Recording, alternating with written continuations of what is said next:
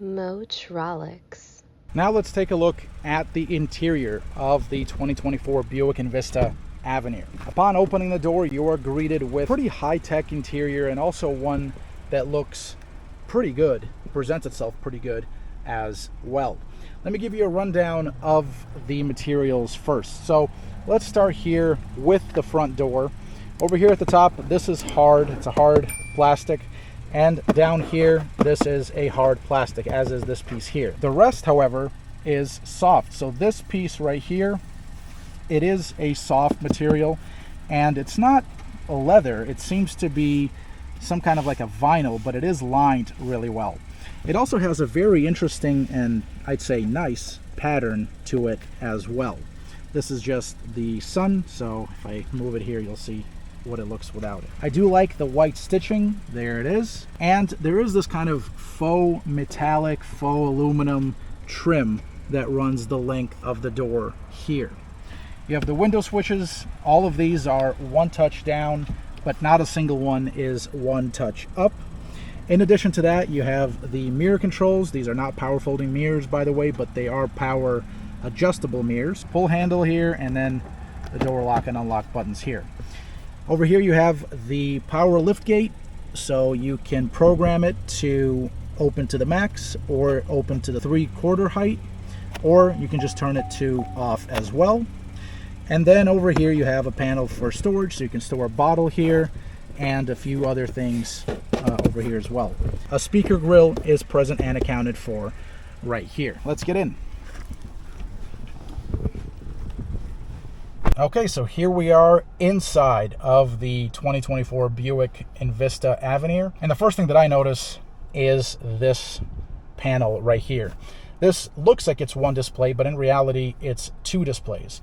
This is an 8-inch driver information center, otherwise known as the gauge cluster. And this is an 11-inch infotainment screen right here. Both of these screens are bright. They have clear graphics, and they're bright really in any condition that I've experienced this vehicle thus far. You have the volume knob. This is a physical knob, and the power button for the system right here, so you can hold it and turn it off, and it will turn off like so, displaying only the temperature as well as the time and day. And then from here you have the center stack. So you have the engine stop start button right here. You have these AC vents, which by the way are pretty nice. They're pretty nice because when you go to adjust them, either up or down or left or right, they actually feel great to the touch. There's a faux metallic trim piece right here, and then you have the HVAC control panel right here as well.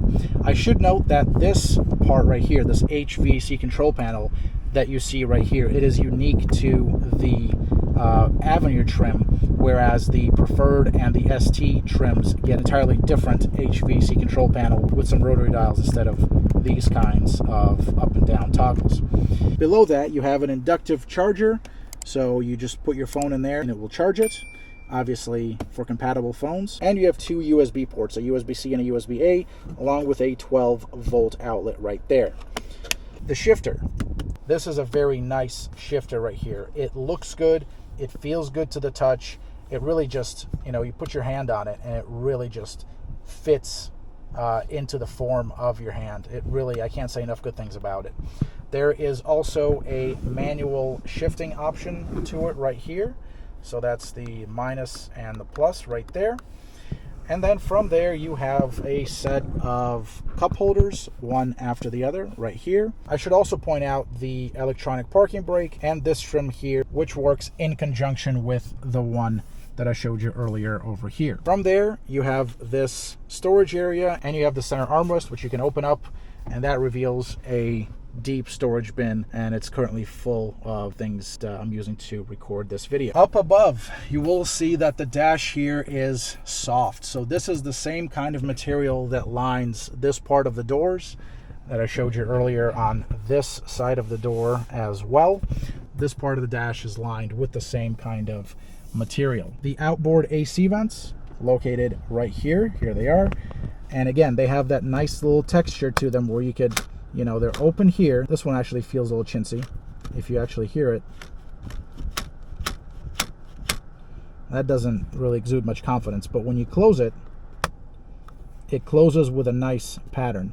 And it also has a little indicator there as to show exactly what's going on. There's a piano black, kind of shiny black trim right around here, and a chrome trim right there to complement the similar trim that's located here as well as over here. Here's some more piano black trim, by the way, that is present and accounted for. And I do like the way that this part of the passenger side of the dash is treated as well. From here you have black A-pillars here. They're pretty thin. This helps in outward visibility. And you have this kind of wraparound design aesthetic taking place over here.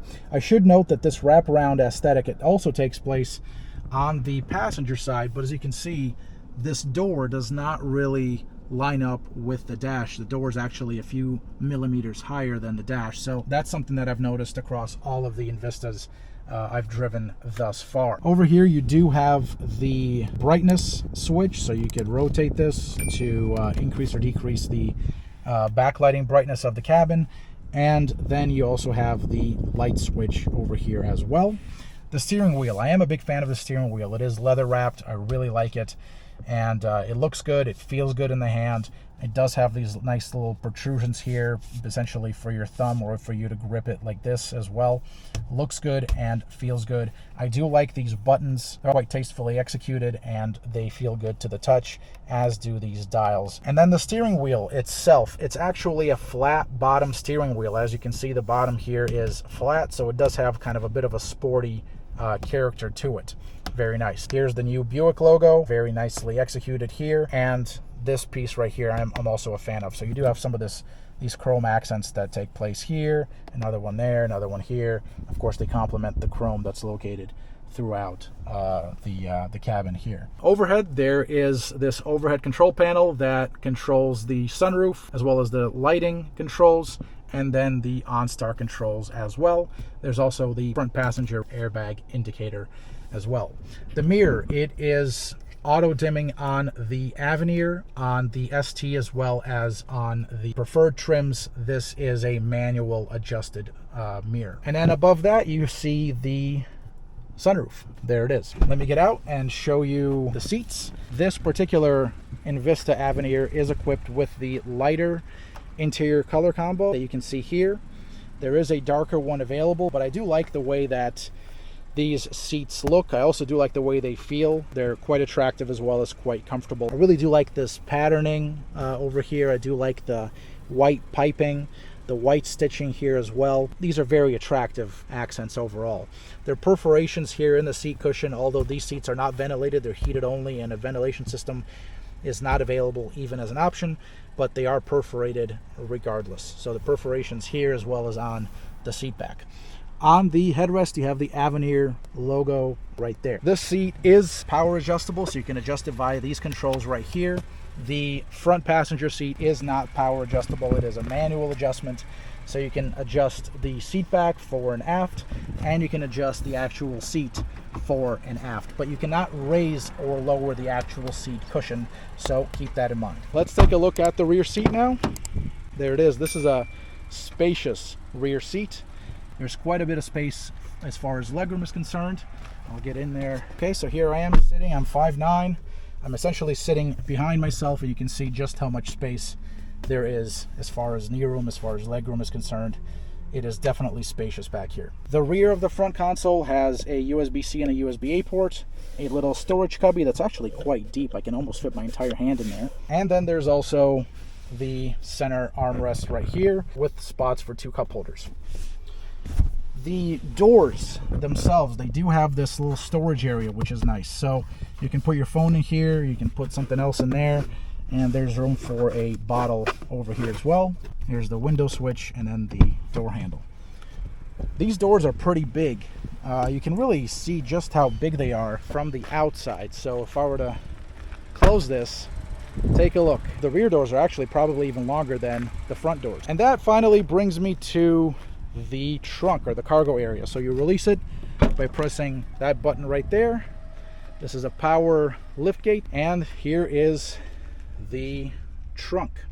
It is a spacious trunk, but because of the sportback kind of aesthetic of the Envista, you can see that it rakes quite rapidly. There is less room here than if the roofline were more traditional, if it were more boxy. Even so, this is quite spacious. You can fit quite a few things in here. In fact, earlier I tried to fit some carry-ons here. I believe I could fit 4 carry-ons across if they were on their sides.